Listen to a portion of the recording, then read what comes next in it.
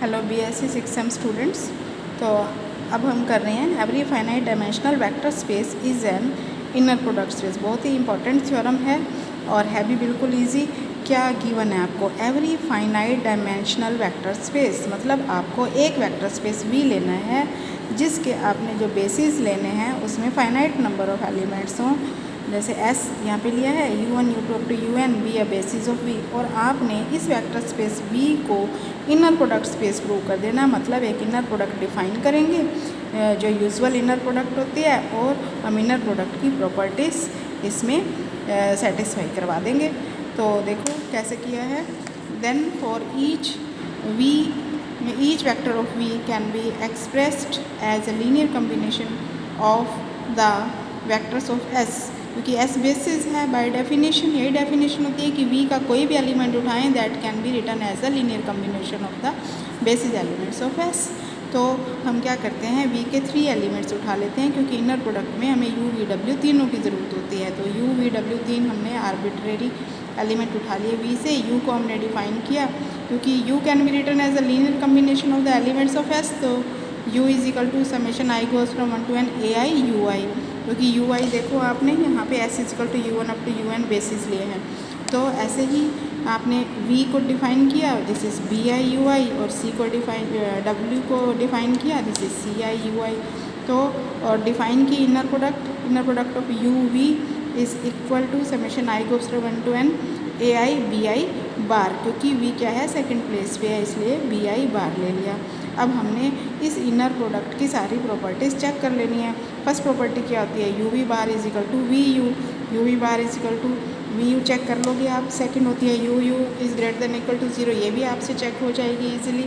और third property क्या है, AU plus BW is equal to A बाहर आ जाएगा, AUW प्लस B, क्योंकि ये फर्स्ट पे है। देखो ये यहाँ पर ये फर्स्ट पे है इसलिए बिना बार के, विदाउट बार ये बाहर आएंगे।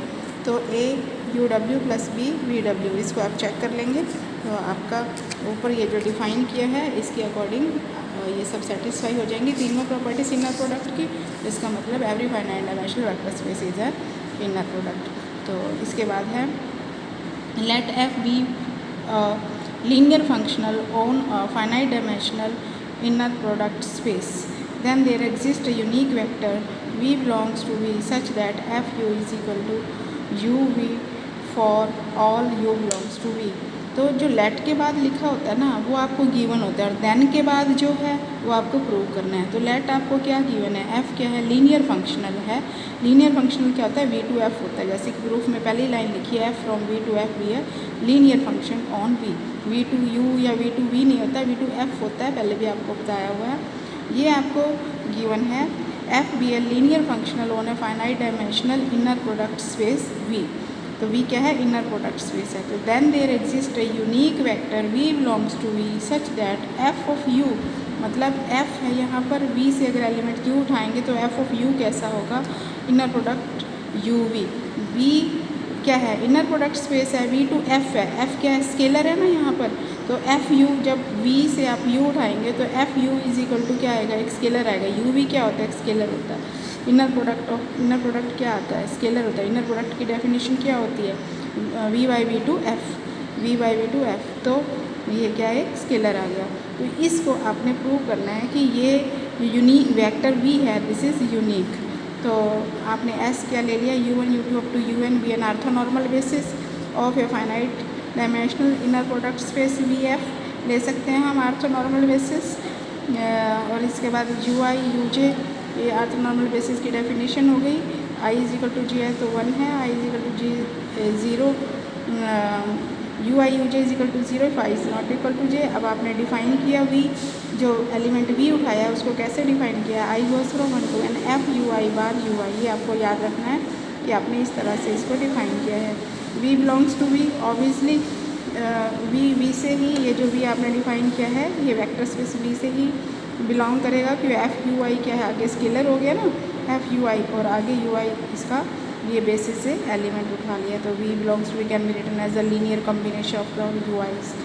तो डिफाइन है मैप G आपने एक मैप डिफाइन किया V to F such that G alpha is equal to alpha, V से आपने अल्फ़ा उठाया, alpha V for all alpha belongs to V, let A B belongs to F, A B belongs to alpha beta belongs to V, तो G of A alpha plus B beta. तो ये आपका inner product की third definition के according, क्योंकि आपको ये given है कि ये जो है यहाँ पे देखो कि F be a linear function on a finite dimensional inner product space V. V क्या है? इनर प्रोडक्ट स्पेस है, इसलिए यहाँ पे इनर प्रोडक्ट स्पेस की आप थर्ड प्रॉपर्टी यूज़ कर सकते हो। तो ए बाहर आ जाएगा alpha B plus B beta B. तो इसका मतलब क्या है कि इससे ये A G alpha plus B G beta हो गया। इसका मतलब जी क्या है? लीनियर फंक्शनल है। लीनियर फंक्शनल की डेफिनेशन प्रूव हो गई यहाँ पर कि जी हमने लिया है लीनियर फंक्शनल, और g of u i is equal to g of u j is equal to by definition u j v. तो इसको आगे आप सॉल्व करेंगे तो ये equal to f of u j के इक्वल आ जाता है। तो इसका मतलब एफ और जी दोनों इक्वल हो गए, एफ इज इक्वल टू जी हो गया। और यूनिकनेस के लिए आप डब्ल्यू एक और एलिमेंट लेंगे और B is equal to W हो जाएगा। इस तरह से आपका प्रूव हो जाता है। तो अब आ रही है मोस्ट इंपॉर्टेंट थ्योरम, ग्राम स्मिथ ऑर्थोगोनलाइजेशन प्रोसेस। ये क्या है? एवरी डेफिनेशन है इसकी या थ्योरम इसके अंडर कह सकते हैं, every finite dimensional inner product space has an orthonormal basis. कोई भी finite dimensional inner product space हो, पहले हमने पीछे थ्योरम किया है कि every finite dimensional vector space is an inner product space. अब हम कर रहे हैं कि every finite dimensional inner product space has an orthonormal basis. Most important theorem है, इसको बच्चे छोड़ना मत, ज़रूर करनी है। Let V F B N inner product space of dimension N. तो एस वी हमने इनर प्रोडक्ट स्पेस ले लिया, इसके inner product space of dimension N, इसकी डायमेंशन एन है, तो इसके बेसिस कैसे होंगे? S is equal to U one U two up to U N, ये इसके बेसिस हो जाएंगे। और every orthonormal set is linearly independent, कोई भी ऑर्थोनॉर्मल सेट होता है वो लीनियरली इंडिपेंडेंट होता है। Dimension v is equal to n है, it is enough to construct. तो अभी लीनियरली इंडिपेंडेंट तो ये है क्योंकि ये फाइनाइट डायमेंशनल है, तो हमें सिर्फ ये प्रूव करना, हमें ये निकालना बाकी है कि ऑर्थोनॉर्मल बेसिस हमने कंस्ट्रक्ट करने हैं अब वी के, क्योंकि करना क्या है कि every finite dimensional inner product space has an orthonormal basis, तो हमने कंस्ट्रक्ट करने हैं हम। नाउ अब एस क्या है? एस बेसिस है वी के, इसलिए एस क्या है? लीनियरली इंडिपेंडेंट है बेसिस की डेफिनेशन के अकॉर्डिंग। लीनियरली इंडिपेंडेंट का मतलब क्या है कि ये सारे नॉन ज़ीरो होते हैं यू आईज़, तो यू आईज़ नॉन ज़ीरो हो गए, तो इसलिए हमने फर्स्ट जो एलिमेंट है ऑर्थोनॉर्मल बेसिस जो हमने कंस्ट्रक्ट करने हैं, यहाँ से देखो हैज़ एन ऑर्थोनॉर्मल बेसिस, ये जो ऑर्थोनॉर्मल बेसिस कंस्ट्रक्ट करने हैं उसका हमने फर्स्ट ले लिया V one is equal to U one ले लिया। अब जो सेकंड करना पड़ेगा इसके बाद V two is equal to हमने लिया U two minus inner product U two V one, उसके साथ वी वन, नीचे नॉर्म ऑफ वी वन का स्केयर। अब हम देखते हैं कि वी टू क्या वी टू ज़ीरो तो नहीं है, तो इसलिए हम चेक करते हैं V two is equal to zero डाल देते हैं। जब V two is equal to zero डाला तो U two is equal to U two V one by norm of V one square, साथ में वी वन। अब V one is equal to U one ऊपर हमने सपोज कर लिया है, तो यहाँ पर वी वन की जगह आप यू वन डाल देंगे तो U two is the U two is the scalar multiple of U one हो जाएगा। अगर U two scalar multiple of U one हो गया तो यू वन यू टू तो लीनियरली डिपेंडेंट हो गए, बट ये तो लीनियरली इंडिपेंडेंट है। U one U two up to U N का जो सेट है कंप्लीट वो लीनियरली इंडिपेंडेंट है, और every subset of linearly independent set is linearly independent. तो इसका मतलब क्या हुआ?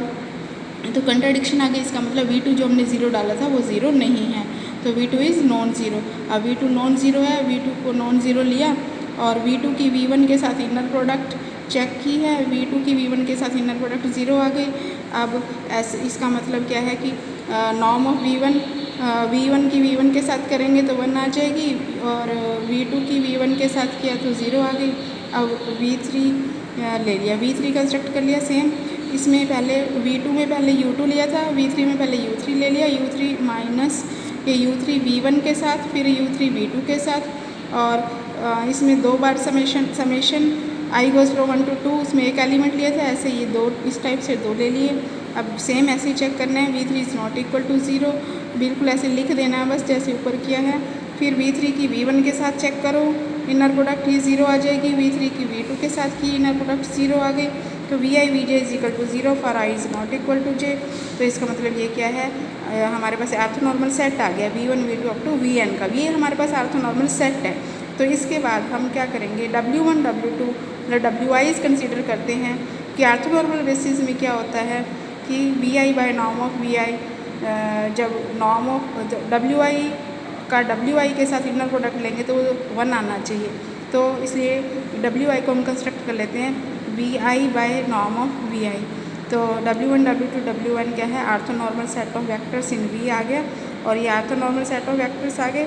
Since an orthonormal set of vectors in an inner product space is linearly independent set, और ये लीनियर इंडिपेंडेंट तो है ही, ऊपर हमने इसको डायमेंशन V = n है, तो ये ऑर्थोनॉर्मल बेसिस हो गए V के। इस तरह थ्योरम कंप्लीट होती है।